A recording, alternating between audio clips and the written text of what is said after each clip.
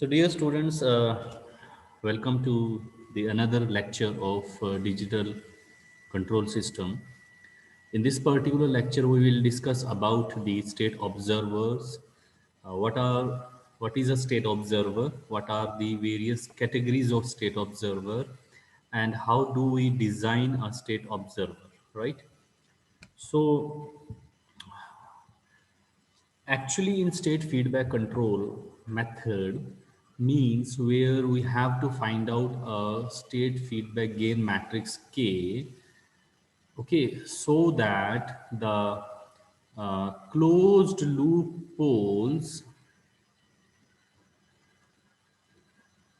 of the given state space model can be located on the desired location, all the closed loop poles, right? So this is a very good method, uh, very attractive method. However, it has a problem in its implementation that it is only possible when we can measure all the states of the system. Okay, that is, all the states of the system are measurable, then it is convenient for us to apply the state feedback control, that is to find the gain matrix, that is state feedback gain matrix, right? Now, to measure all the states of the system, we need to have a lot of sensors, lot of measuring instruments, and as the number of sensors increase, as the number of measuring instruments increase, the complexity of the system also increase, and the cost of the system also increase, right? Now, so that means measuring all the states of the system require a lot of sensors, number of sensors, which would add to the cost of the system, which would add to the complexity of the system, right? So practically, it is not, good for an industry to install number of sensors for measuring all the states of the system, right? So it is not economically a good idea, right? Then what to do? So we only have a limited number of states which are available for the measurement, or we can say that we have a limited number of instruments or measuring devices through which we can only measure the limited number of state variables, states of the systems, right? And at times only we can measure the output of the system, right? Instead of measuring state, we can only measure the output of the system, right? So in that case, there are two things now. One is to implement the state feedback control, we have to measure all the state variables. They should be directly measurable. This is one thing. Second thing is that to measure all the state variables, we need to have lot of sensors are required. Okay, so it is not an economically good idea, right? So that means economically it is not a good idea to have the a number of sensors installed. So we have limited number of state variables. At times we only have the output available. So in that case, if we want this control law to be implemented, state feedback control law to be implemented, so we need to know all the states of the system, right?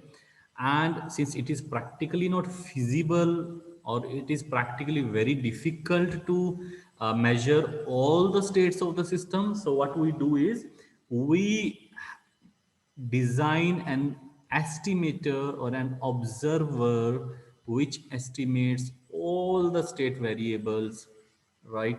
Okay, through the input and output. So An estimator is required. We call this estimator as state observer. This is the state observer. Now, what is state observer? State observer is basically an algorithm. It is basically a methodology which is used to estimate or observe the state variables of the given state space model. Okay, so how does it do it? How does it observes or estimates all the state variables? It estimates all the state variables from the data which it gets from the output vector C, right? And output of the observer is estimated state vector X, right? So now let us, so so there is one necessary and sufficient condition for a state observer, right? We can only design a state observer for a system which is completely state observable. That is, which is completely observable. That is, if it is possible to observe the states of the system, so we can design the state observer for such system. Now, what are the various types of state observers? So, state observers are categorized as we have full ordered state observer, we have reduced order state observer, and we have minimum order state observer. So, a full order state observer is the one in which one which basically observes or estimates all the state variables of the given system, irrespective of the fact that the states are available for direct measurement or not. Even if any of the states is not available for direct measurement, so then also a full order state observer can observe a state. Now, reduced order state observer is the one which estimates less than n state. Now, generally, we can say that a full order state observer can estimate all the n states of the system. What is n? N is the number of states of the system, right? And also we can say that n is the order of the system, right? It is the order of the system, right? So if a state observer measures less than n states, right? So it is a reduced order state observer. And minimum order state observer is the one which observes minimum possible states which are important, which are required. So it is a minimum order state observer, right? Now let us limit our discussion to the full order state observers. Now, as you can see a schematic diagram here, this is the schematic diagram of a full order state observer. So let us consider a discrete system xk plus 1 is equal to fxk plus guk, right? And then yk is cxk. So this part of the schematic is this particular equation, right? Now, this is the dashed line which you see here. This is the state observer, right? This is the state observer, right? So we have a schematic or a block diagram of the observer. So if we develop its equation, the equation of this state observer is x. Let us say this is some new dynamics of the system, x k plus 1, which is equal to, you can see xk plus 1 is equal to f and into xk, so it is equal to f xk, and then this is g into uk, and then we have m into y, this difference of these two, right? So difference of these two. So we have plus GUK and plus M, we have Y K minus Y bar K, right? So this is just a notation given to a different state or state dynamic. Okay, so this is the estimated output, this is the estimated state, this is the estimated dynamics, right? Estimated dynamics, estimated state, estimated output, right? Now, so we have this equation, right?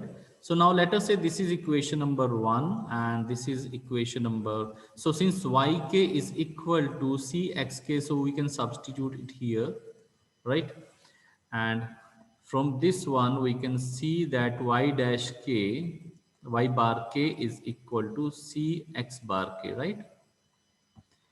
And y bar k is equal to cx bar k, right? So let us modify this equation. We have x bar k plus 1 is equal to fx bar k plus guk plus m cxk minus cx bar k, and this, right? This is let us say equation number 2. Now we have a matrix M, so this is a matrix M, right? So this matrix is required to locate all the desired poles on the locate all the desired poles on the desired location. Okay, so the goal is to obtain the matrix M, okay, so that we can locate all the desired poles on the desired location. Now we have equation number 1 and equation number 2. Now if we subtract equation 2 from equation 1, right? So we have x k plus 1 minus x bar k plus 1 is equal to f x k plus g u k and minus f x bar k plus g u k plus m c, right? So we have m c x k minus x bar k, right? And this, okay, so now we'll open up the bracket. So this is a difference. Now this difference, this is the actual state dynamics of the given system, right? And this is the estimated state dynamics of the system, right? Similarly, this is the actual state, as estimated state and all that, right? Now this is a difference, okay? So we can write it like this, x, a new parameter like this. So k plus 1, right? Then we have f x k minus x bar k. So we can take these two, right? This and this together. So similarly, You can see GUK and this would be minus GUK. So these would be cancelled, right? So then I have this minus sign here, then MC, and I have XK minus X bar K, right? So this is Fx, a new state vector which represents the difference in the actual state vector and the estimated state vector, right? So this is this Fxk minus Mc xk, right? So this is xk plus 1, right? This is, let us say, equation number 3. So we can simplify this further. So we have xk plus 1 is equal to, we can take this common here. So we have f minus mc xk, right?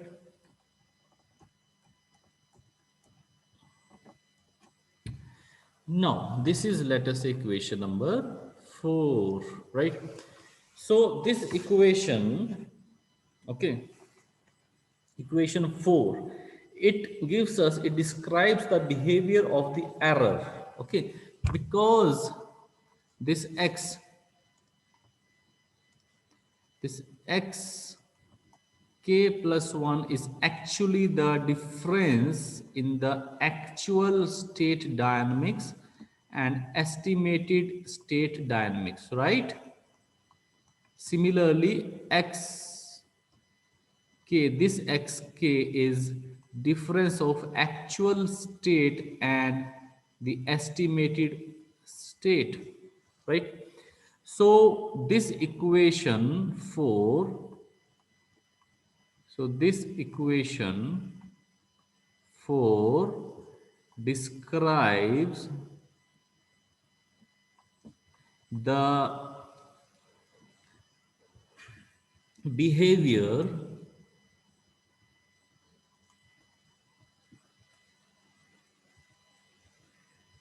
of the error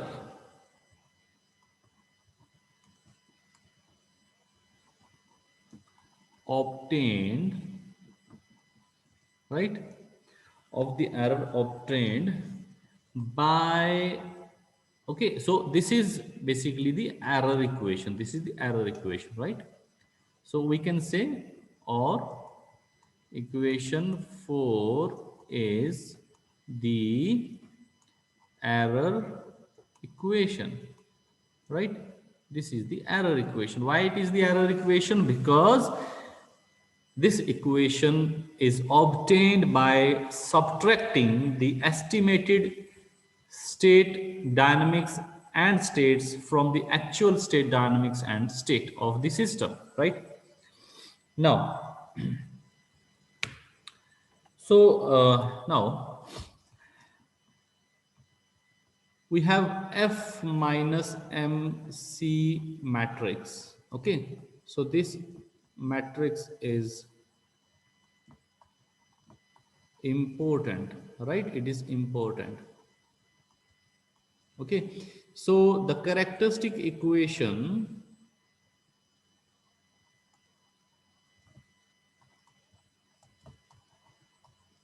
is, now what is the characteristic equation? It is Zi minus F minus MC is equal to 0. This is, for example, equation number 5, right? So this is, so now the goal is that the elements of F minus MC matrix is such that the eigenvalues, that is closed loop poles of this matrix are placed at the desired location, right? So now this is the characteristic equation. The desired characteristic equation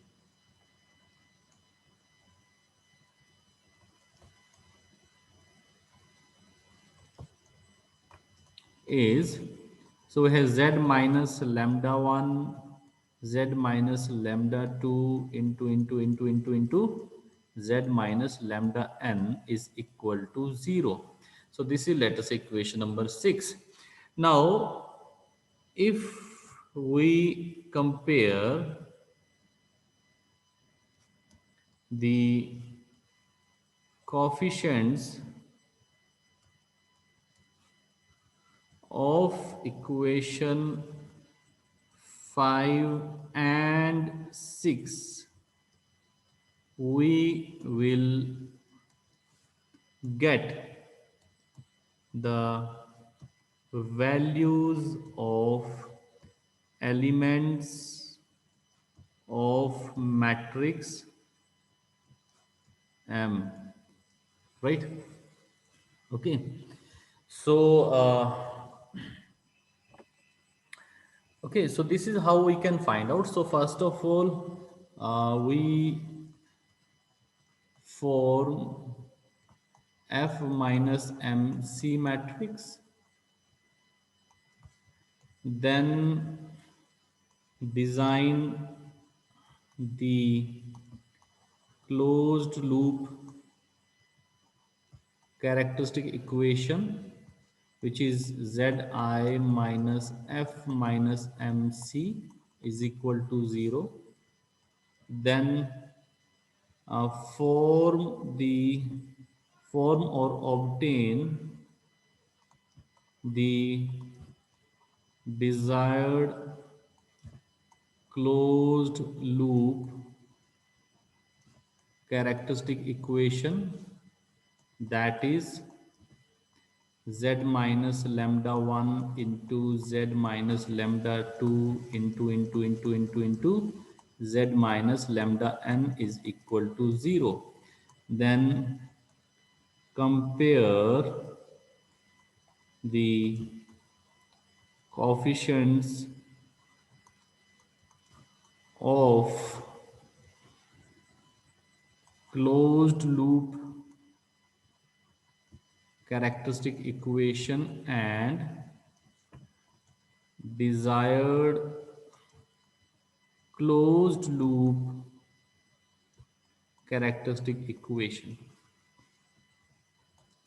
to get the values of elements of matrix M is M1, M2, Mn, right? So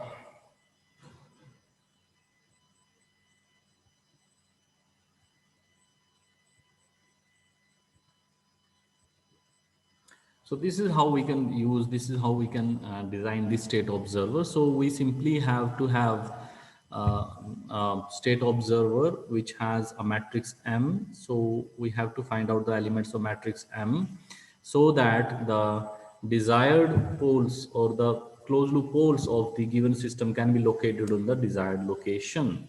Okay, and this can only be done when we can observe all the states of the system. And to observe all the states of the system, we have designed full order state observer, right?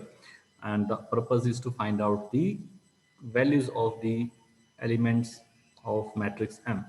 So this is it for today's lecture. Thank you so much.